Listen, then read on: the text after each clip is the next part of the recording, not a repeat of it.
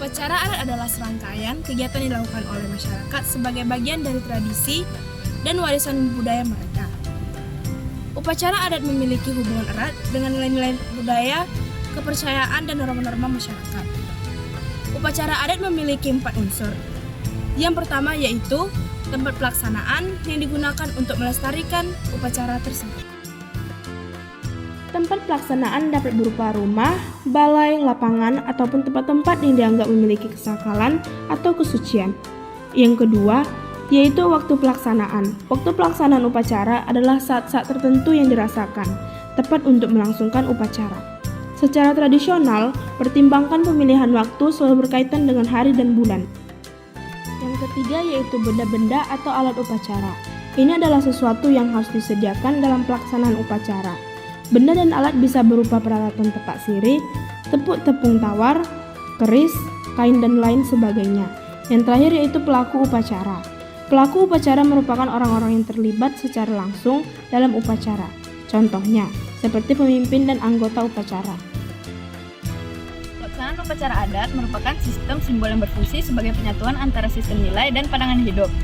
Fungsi ini mencakup fungsi spiritual, sosial, dan fungsi pariwisata. Fungsi spiritual atau religius berkaitan dengan keyakinan bahwa pelaksanaan upacara bertujuan sebagai bentuk syukur dan untuk mendapatkan rahmat dari Allah Subhanahu wa Ta'ala. Fungsi sosial terlihat pada kehidupan sosial masyarakat, yakni adanya pengendalian sosial dan norma sosial. Fungsi ini mewujud dalam kontrol sosial, interaksi, integrasi, dan komunikasi antar sesama warga masyarakat sehingga tercipta hubungan erat antar masyarakat. Dan fungsi pariwisata bisa terlihat dari banyaknya masyarakat yang datang untuk menyaksikan upacara. Masyarakat yang datang bisa dari masyarakat lokal ataupun masyarakat luar. Upacara adat dapat dikelompokkan dalam 2 bagian, yaitu upacara dalam sistem kemasyarakatan dan upacara dalam daur hidup. Di dalam sistem kemasyarakatan, terdapat upacara tepuk-tepung tawar, manjopo limau, manjalang mamak, mandi berlimau, dan upa-upa atau rupa. Upacara tepuk-tepung tawar adalah doa keselamatan atau tolak bala yang ditujukan kepada seseorang yang mengalami masa peralihan. Upacara ini biasanya dilaksanakan sebelum upacara utama, misalnya pada sunat rasul, pernikahan, dan turun mandi, atau pada kegiatan-kegiatan seremonial lainnya seperti penabalan sultan dan pelantikan pemimpin. Peralatan yang diperlukan dalam pelaksanaan upacara meliputi tepung tawar, mangkuk atau cawan tempat daun-daun tepung tawar, beberapa helai daun setawar, daun sedingin, beras, dan kunyit. Manjopo limau adalah upacara menjemput racikan limau di rumah seorang gadis yang akan digunakan untuk mandi balimau untuk menyambut Idul Fitri. Upacara ini merupakan bagian dari prosesi awal pernikahan di Kenegerian Lubuk Jambi, Rantau Kuantan.